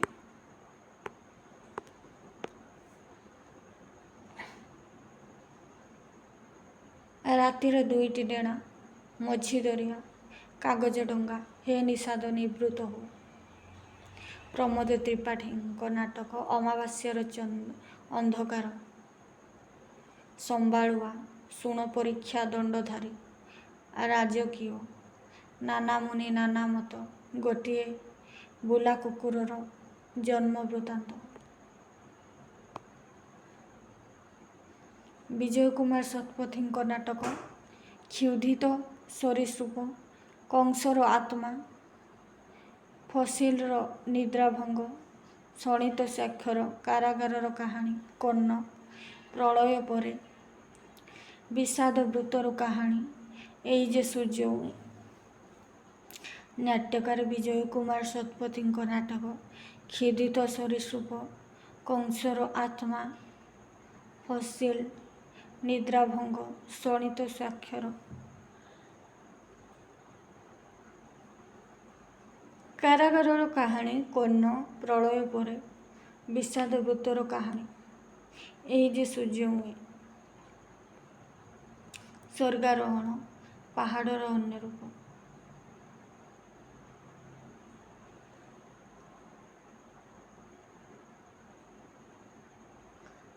ଡାକ୍ତର ବସନ୍ତ କୁମାର ମହାପାତ୍ରଙ୍କର ଶେଷ ଶ୍ରାବଣ ଜ୍ୱାଳା କାଚ ଘର ଆହତ ମୂର୍ଚ୍ଛନା ଅନ୍ଧକାରର ପୃଥିବୀ। ଡାକ୍ତର ବସନ୍ତ କୁମାର ମହାପାତ୍ରଙ୍କର ନାଟକ ଶେଷ ଶ୍ରାବଣ ଜ୍ୱାଳା କାଚ ଘର ଆହତ ମୂର୍ଚ୍ଛନା ଅନ୍ଧକାରର ପୃଥିବୀ। ଚିନ୍ତାମଣି ଜେନା ଓଡ଼ିଆ ନାଟ୍ୟକାର ଚିନ୍ତାମଣି ଜେନାଙ୍କ ନାଟକ ଗୁଡ଼ିକ ହେଉଛି ସ୍ୱପ୍ନ ଓ ସତ୍ୟ ସମ୍ବନ୍ଧରେ କୃଷ୍ଣଚୂଡ଼ା ସୂର୍ଯ୍ୟ ତୃଷ୍ଣା ଧୂମକେତୁ ମୁଁ ଆଉ ବଞ୍ଚିବି ନାହିଁ ଧର୍ମାଶୋକ ସୂର୍ଯ୍ୟୋଦୟ ପୂର୍ବେ ପ୍ରତିଦ୍ୱନ୍ଦ୍ୱୀ ମାନେ ପାପ ପୁଣ୍ୟର କିଛି।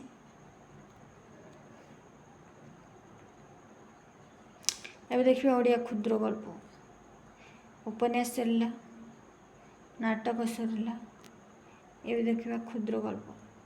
ଦିବ୍ୟସିଂହ ପାଣିଗ୍ରାହୀ ତାଙ୍କର ଗଳ୍ପ ଗୁଡ଼ିକ ହେଉଛି ପିତୃଶ୍ରୀ ରାଧା ମାଳତୀ ଅମୃତ କଙ୍କଣ ପାନବାଲି ପରିବର୍ତ୍ତନ ସାବିତ୍ରୀ ଉପବାସ ନିଶାବସାନ ଦିବାବସାନ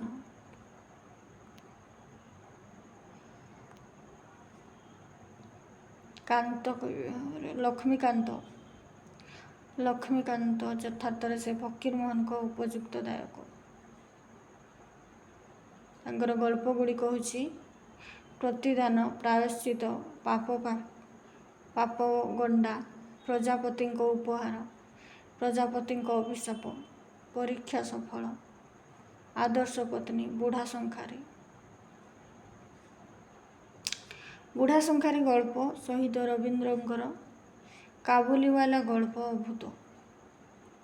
ଜଳନ୍ଧର ଦେବ ଫକୀରମୋହନଙ୍କ ପରବର୍ତ୍ତୀ କାଳରେ ଜଣେ ଗାଳ୍ପିକ। ଜଳନ୍ଧର ଦେବଙ୍କର ଗଳ୍ପ ଗୁଡ଼ିକ ହେଉଛି ଗୋଟିଏ କଥା ବାୟା ସନ୍ଧ୍ୟା ଗଗନ ଅତିଥି ସତ୍କାର ଗୌରୀ ଓ କାହ୍ନୁ ସନ୍ତାନ ସ୍ନେହ ଭିନ୍ନ ଗତି ଭିନ୍ନ ମତି ଆଇ ନାତୁଣୀ।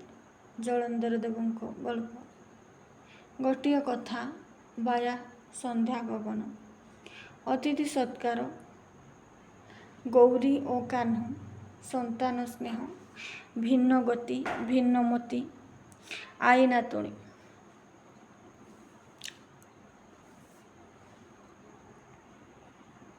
ରେବାରାୟଙ୍କର ଗଳ୍ପ ହେଉଛି ସନ୍ନ୍ୟାସୀ ଓ ଶକୁନ୍ତଳା।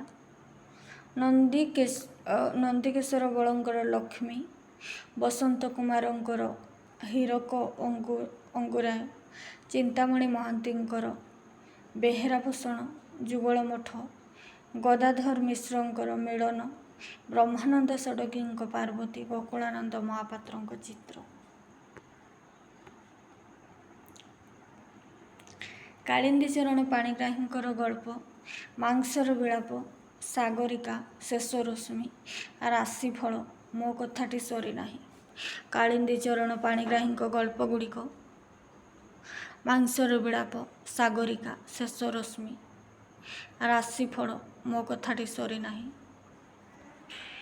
ଭଗବତୀ ଚରଣ ପାଣିଗ୍ରାହୀଙ୍କ ଗଳ୍ପ ଗୁଡ଼ିକ ଶିକାର, ହାତୁଡ଼ି ଓ ଦା, ମୃତ୍ୟୁର ବିବେଚନା, ଝଡ଼, ଆରମ୍ଭ ଓ ଶେଷ, ମୀମାଂସା। ଭଗବତୀ ଚରଣ ପାଣିଗ୍ରାହୀଙ୍କର ଗଳ୍ପ ଗୁଡ଼ିକ ଶିକାର, ହାତୁଡ଼ି ଓ ଦା, ମୃତ୍ୟୁର ବିବେଚନା, ଝଡ଼, ଆରମ୍ଭ ଓ ଶେଷ, ମୀମାଂସା। ଅନନ୍ତ ପ୍ରସାଦ ପଣ୍ଡାଙ୍କର ଗଳ୍ପ ଗୁଡ଼ିକ ହେଉଛି ତୃଣଗଛ, ସଭ୍ୟତାର ତଳେ, ମନର ଭୂତ, ବାରମଜା, ନୈଶ ସୁନ୍ଦରୀ। ଅନନ୍ତ ପ୍ରସାଦ ପଣ୍ଡାଙ୍କର ଗଳ୍ପ ଗୁଡ଼ିକ ତୃଣଗଛ, ସଭ୍ୟତାର ତଳେ, ମନର ଭୂତ, ବାରମଜା, ନୈଶ ସୁନ୍ଦରୀ। ଗାଳ୍ପିକ ଗୋଦାବରୀଶ ମହାପାତ୍ରଙ୍କର ଗଳ୍ପ ଗୁଡ଼ିକ ହେଉଛି ପଲ୍ଲୀଛାୟା, ମୁଁ ଦିନେ ମନ୍ତ୍ରୀ ଥିଲି, ନୀଳମାଷ୍ଟ୍ରାଣୀ। ଗାଳ୍ପିକ ଗୋଦାବରୀଶ ମହାପାତ୍ରଙ୍କ ଗଳ୍ପ ପଲ୍ଲୀଛାୟା, ମୁଁ ଦିନେ ମନ୍ତ୍ରୀ ଥିଲେ, ନୀଳମାଷ୍ଟ୍ରାଣୀ।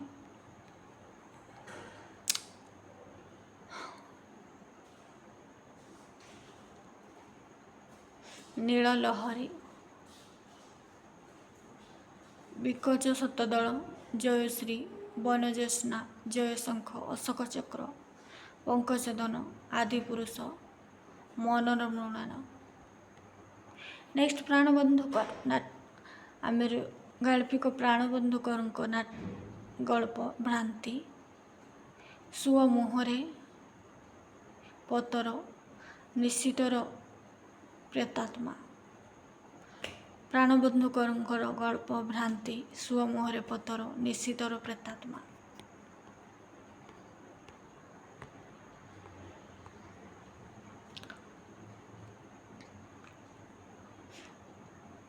ଆଉ ଗଳ୍ପ ରହିଛି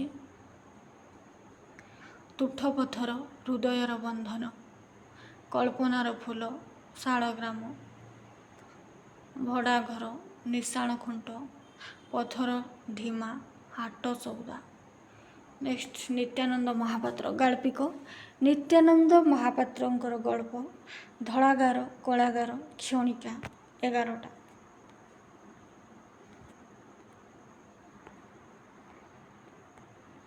ନାଟ୍ୟକାର ସୁରେନ୍ଦ୍ର ମହାନ୍ତିଙ୍କର ଗଳ୍ପ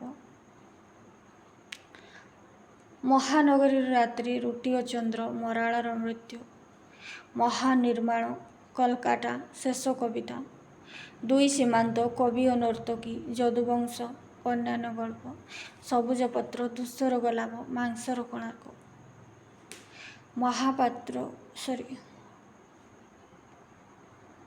ସୁରେନ୍ଦ୍ର ମହାନ୍ତିଙ୍କ ଗଳ୍ପ ଇମ୍ପୋର୍ଟାଣ୍ଟ ମହାନଗରୀର ରାତ୍ରି, ରୁଟି ଓ ଚନ୍ଦ୍ର, ମରାଳର ମୃତ୍ୟୁ, ମହାନିର୍ମାଣ,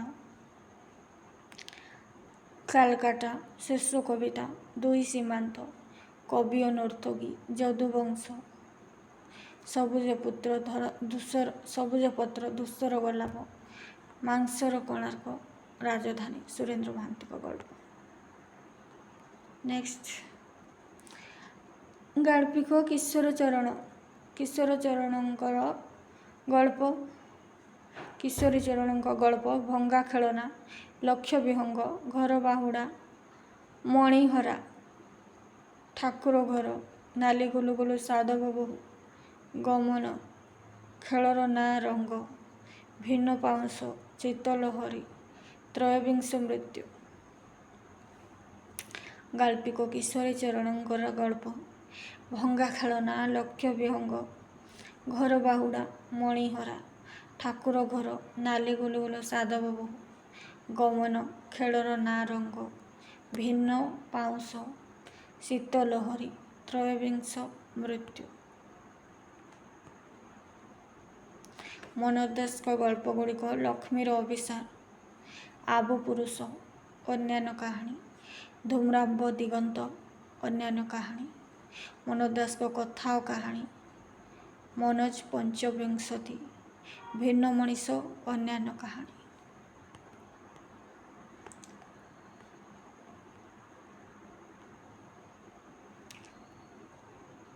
ପରାଗ କୀର୍ତ୍ତିଯୋଷ୍ୟ ନରଛଞ୍ଚାଣ ମିତ୍ର ଗଳ୍ପ, ଆମରିକାର ବାମାଚରଣ ମିତ୍ରଙ୍କର ଗଳ୍ପ। ପରାଗ କୀର୍ତ୍ତିଯୋଷ୍ୟ ନରଛଞ୍ଚାଣ ମିତ୍ର ଗଳ୍ପ, ମିତ୍ର ସ୍ୱଳ୍ପ। ମୌନାବତୀର ରାତ୍ରି, ମୌନାବତୀର ରାତ୍ରି, ସଂହିତା ନିଜକୁ ନାୟକ କରି ପଶ୍ଚିମା ଚିତ୍ରିତ ଚାଦର।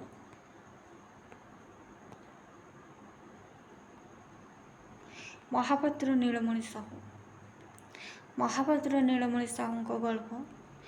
ରାନୁ ଅଫାଠାରୁ ପୁଷି ପର୍ଯ୍ୟନ୍ତ, ସୁମିତ୍ରାର ହସ, ବିଷ୍ଣୁମାୟା, ଅନ୍ଧରାତ୍ରିର ସୂର୍ଯ୍ୟ, ଆକାଶ ପାତାଳ, ଅନ୍ୟରୂପ ରୂପାନ୍ତର, ଅଭିଶପ୍ତ ଗନ୍ଧର୍ବ, ବୃନ୍ଦାବନର ଶେଷ ଧୂପ, ନିବେଦିତାର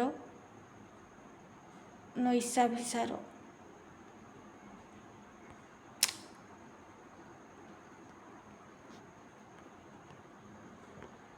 ନେକ୍ସଟ ବିଭୂତିଭୂଷଣ ତ୍ରିପାଠୀ, ବିଭୂଭୂଷଣ ତ୍ରିପାଠୀଙ୍କ ଗଳ୍ପ। ସେତୁ, ନିଶାନ୍ତ, ଚନ୍ଦନା। ଅଖିଳମୋହନ ମହାନ୍ତିଙ୍କ, ଅଖିଳମୋହନ ପଟ୍ଟନାୟକଙ୍କ ଗଳ୍ପ। ଝଡ଼ର ଇଗଲ, ଧରଣୀର କୃଷ୍ଣସାର, ଅନ୍ଧଗଳି। ଅଖିଳମୋହନ ପଟ୍ଟନାୟକଙ୍କ ଗଳ୍ପ ଝଡ଼ର ଇଗଲ, ଧରଣୀର କୃଷ୍ଣସାର, ଅନ୍ଧରଗଳି। ଅନ୍ଧଗଳିର ଅନ୍ଧକାର, ବହୁରୂପୀ, ହିରଣ୍ୟଗର୍ଭ।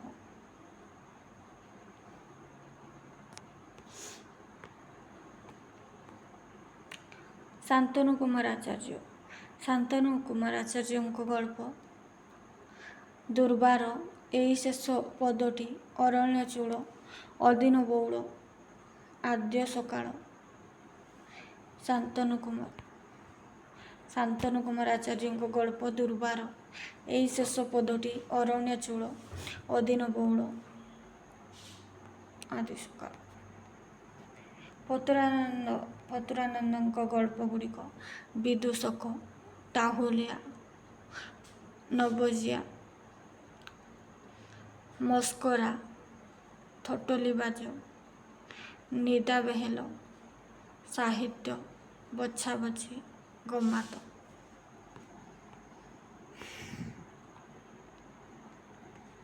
ଉମାଶଙ୍କର ମିଶ୍ରଙ୍କ ଗଳ୍ପ, ଉମାଶଙ୍କର ମିଶ୍ରଙ୍କ ଗଳ୍ପ।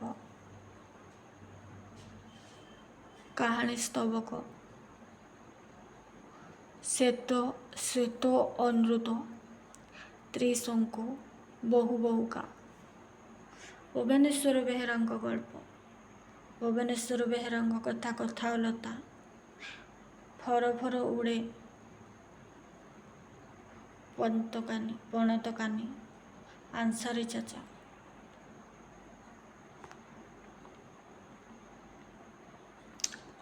ନାଟ୍ୟକାର ଚନ୍ଦ୍ରଶେଖର ରଥଙ୍କର ନାଟକ। ଅନେକ ବନ୍ୟା ପରେ, ସବୁଯାକ ସ୍ୱପ୍ନ। ଅଶ୍ୱାରୋହୀର ଗଳ୍ପ, ସମ୍ରାଟ ଓ ଅନ୍ୟାନ୍ୟ ଗଳ୍ପ। ଅନେକ ବନ୍ୟା ପରେ।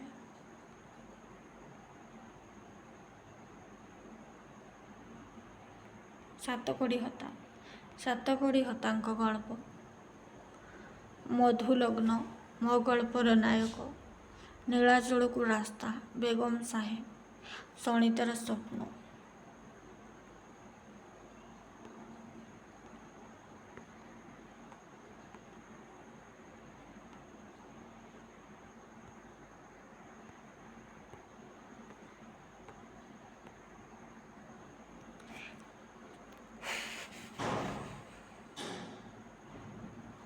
କୃପାସାଗର ସାହୁଙ୍କର ଗଳ୍ପ। ଅରଣ୍ୟର ଅଜଗର, ଅନ୍ୟାନ୍ୟ କାହାଣୀ, ହଂସଧ୍ୱନି। ନିତ୍ୟାନନ୍ଦ ପଣ୍ଡା, ନିତ୍ୟାନନ୍ଦ ପଣ୍ଡାଙ୍କ ଗଳ୍ପ ଗୁଡ଼ିକ ହେଉଛି ପ୍ରଥମ ପୃଥିବୀ, ଚରିକି, ବହୁରୂପୀ, ଶେଷ ଡାଏରୀ, ଯୁଦ୍ଧ, ପୁନର୍ଜନ୍ମ, ପାନ୍ଥଶାଳା। ଗୌର ପଟ୍ଟନାୟକଙ୍କ ଅମାବାସ୍ୟା, ସକାଳର ଖରା, ଋଷିକେଶ ପଣ୍ଡାଙ୍କର ରାଜପୁତ୍ର ରେବତୀ,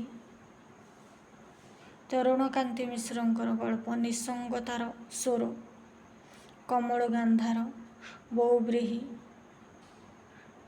ବିତଂଶ, ପ୍ରଜାପତିର ଡେଣା ନାହିଁ, ଆକାଶ ସେତୁ। ଗଳ୍ପଗୁଡ଼ିକ ସମାପ୍ତ। ଏ ଦେଖିବା ଆଧୁନିକ ଓଡ଼ିଆ କବିତା।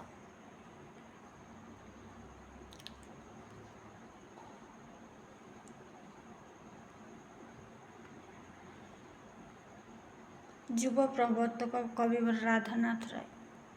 ରାଧାନାଥ ରାୟଙ୍କର କବିତା ଗୁଡ଼ିକ ହେଉଛି କେଦାର ଗୌରୀ, ଚନ୍ଦ୍ରଭାଗା, ନନ୍ଦିକେଶ୍ୱରୀ, ଉଷା, ପାର୍ବତୀ, ଚିଲିକା, ମହାଯାତ୍ରା, ଯଜାତିକେଶ୍ୱରୀ, ଦରବାର, ତୁଳସୀ ସ୍ତବକ, ଉର୍ବଶୀ, ତିନି ବନ୍ଧୁ, ଦଶରଥ ବିୟୋଗ, ବାଣୀ ହରଣ, ଦୁର୍ଯ୍ୟୋଧନର ରକ୍ତ ନଦୀ ସନ୍ତରଣ, ସାବିତ୍ରୀ ଚରିତ୍ର। କୋଣାର୍କ।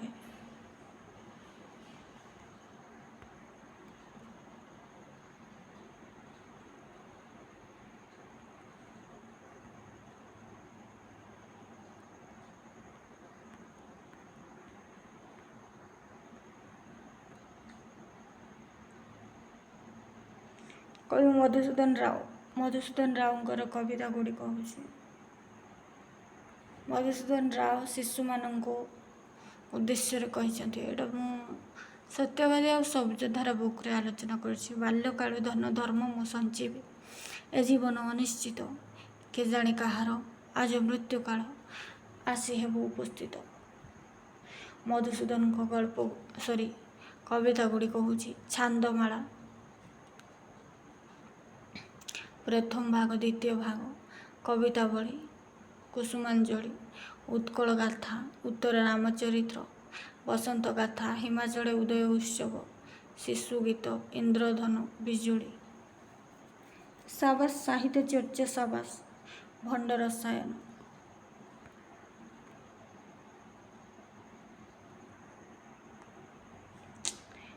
ରାଧାନାଥଙ୍କ ପ୍ରଣୟ ବଲ୍ଲରୀ, ଗଙ୍ଗାଧରଙ୍କର ତପସ୍ୱିନୀ, ପ୍ରଣୟ ବଲ୍ଲରୀ, ଇନ୍ଦୁମତୀ, ଗଙ୍ଗାଧରଙ୍କର। ଫକୀର ମୋହନଙ୍କ କବିତା, ତାଙ୍କର ମୁଁ ହାଟ ବାହୁଡ଼ା ଗୋଟେ ଅଛି, ଜମଉଦାନ।